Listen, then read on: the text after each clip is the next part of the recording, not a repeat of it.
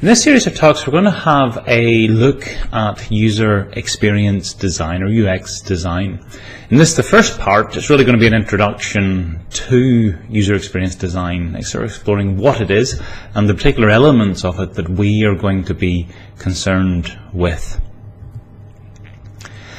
By way of a little bit of scene setting here, it is, as you might guess from the name, a design technique. It is very much concerned with adopting a user-centric perspective in terms of having a look at how the user is experiencing their use of our software.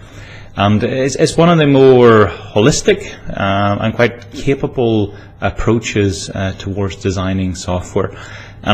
Certainly with a reliance today upon sort of apps and other related forms of software, it's quite an important approach, and it's important that we as programmers adopt as many elements of UX design as we can whenever we're creating our software. By way of defining what user experience is, now this, I'll read it out, but you'll see that it includes software, but it's not necessarily specific to software. So user experience is a person's perceptions and responses, so it's quite broad here, that result from the use or anticipated use, so them thinking about using a product, a system, or a service. So it's very much a broad notion of how the user experiences something, or even thinking about that something. There's sort of a nice definition of it, as read out.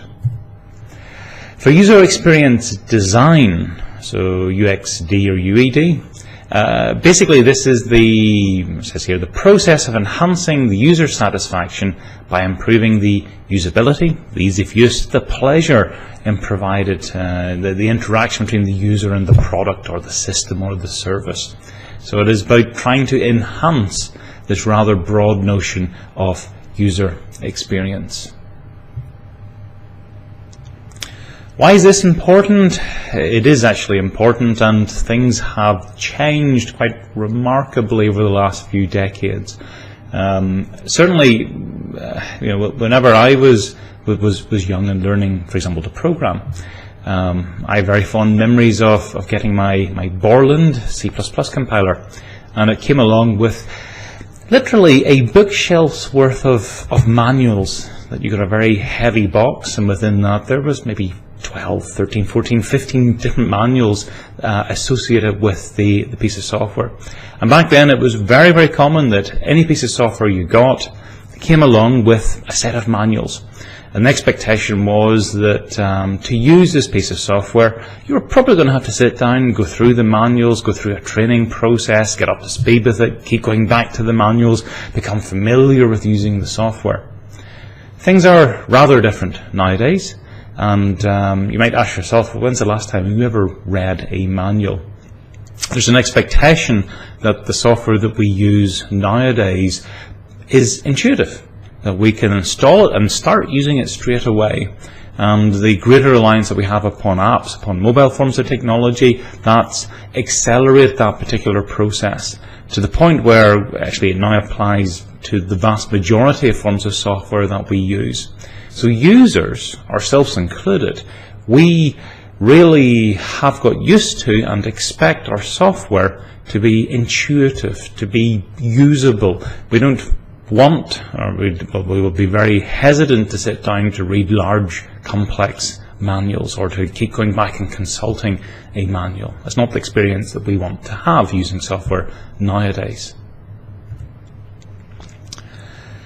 Okay, we expect software to be easy. We don't want to use a manual. We want things to be intuitive. This obviously is easy for us. We as programmers, though, have to try to provide software that tries to provide that ease of use. Here's where it gets problematic, though. It is actually difficult for the programmer or the designer to create and to design software that is this intuitive, easy to use, not at all problematic experience for the user. So there's we benefit from easy to use software, but equally as programmers it provides us with a challenge by way of how do we actually make sure this is the experience that we're providing to our users. We're going to, over the next series of lectures, have a look at some different elements of how we can help improve the experience to the users. But I want to finish this introductory one just by sort of giving you a brief overview. Then we sort of said, okay, what user experience is, we've given the need for it, but I want to try to break down for then a user experience design some of the different elements and factors that go into it, and we'll look at a select range of those in later user experience talks. We're going to start off first of all with what's known as user experience Honeycomb. This defines a number of different areas, all of which are important or provide important considerations when we're thinking about user experience. So good user experience design, range of things here.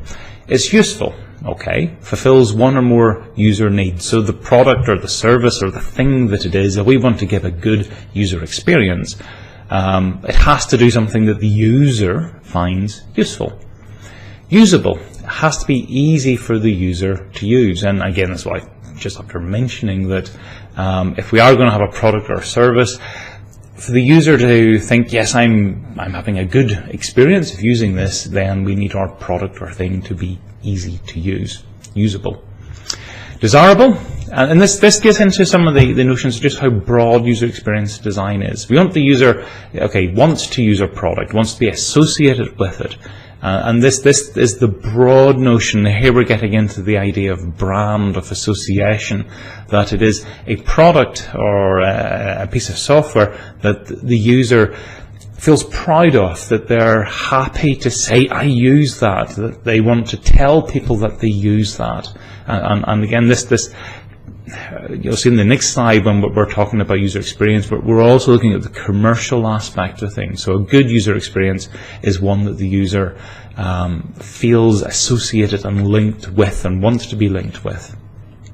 Findable, easily intuitive, navigable by the user, that for the particular product or thing that they're using, piece of software in our case, that if they want to find some particular piece of information, they can do that. If they want to navigate through it, they can do it all quite easily. Accessible, supports users with disability. This is a good thing to think about when designing software. There's a wide range of users that can have different forms of disability and different individuals with different strength of disability. And by thinking about these different disabilities, we are putting ourselves in a user's perspective, and that's really the mindset we want to have, is thinking about how somebody will use this and how they may find it easy or not so easy to use it, and then making sure that we design things to cater to the particular aptitude or attitude that users will have and bring to it. Credible.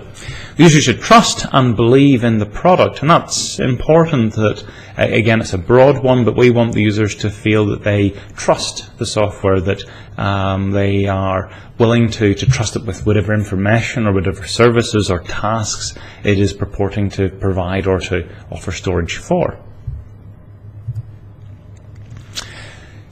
So when we look at the Honeycomb, there's obviously some things there that definitely tie in, for example, to the interface design, but there's also things that don't, that tie into broader, more holistic views.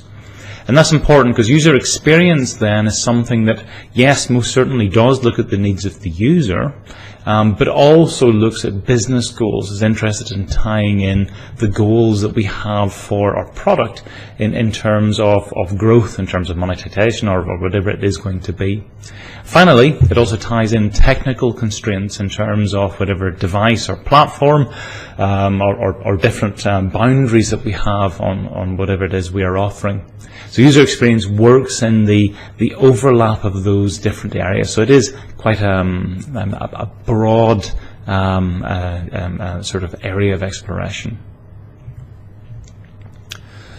Just to reinforce this then, so when we're thinking about usability, and admittedly within the talks that we will include as part of this course, it's mostly the usability that we'll focus on. But this is only one part of user experience. So usability deals with the user friendliness and efficiency of the user interface, and that's largely the bits we'll look at. However, user experience goes beyond this, is interested in capturing how the user feels about the system, how they talk about the system, how they tell other people about the system, these types of things. Usability, obviously, it's an important part of it, but it just is one part of the entire UX area. If you were actually to do, say, a full degree, and you probably could do a full degree in user experience design, then these would be some of the disciplines that you'd be touching on, things like psychology, anthropology, sociology. So it's about how we interact, the social norms that we have in terms of interaction. Ties upon computer science, graphic design, interaction design, in terms of the software side, the user interface design. Cognitive science, we'll actually look at some of these aspects about cognitive science. This is about how we think, how we access information, how we scan through information. So it's about how we process details. Industrial design, human factors engineering, again, depending, we're doing software, but they'll be running on a particular device, and that device will afford certain usabilities to the user. So, very broad area, quite an interesting area, but in the slices that we'll take, it'll be mostly on the usability side. But I want to get across that this is only one slender component of user experience design overall. Some of the books that you may want to explore, you can see 3 of them here. We'll tap upon those. They're all very good books. Krug's Don't Make Me Think is a particularly good one. I think the title of that sums it up well. We want to create software where the user doesn't have to think, or doesn't have to think about how do I do this or where do I find that. That it just is there, it is apparent, it is obvious, that it is easy and sort of compatible with the user's views. By way of takeaways in this then, so as users, we all nowadays expect software to be incredibly easy to use, to be intuitive. As developers, we have to deliver that, and that is actually difficult to achieve.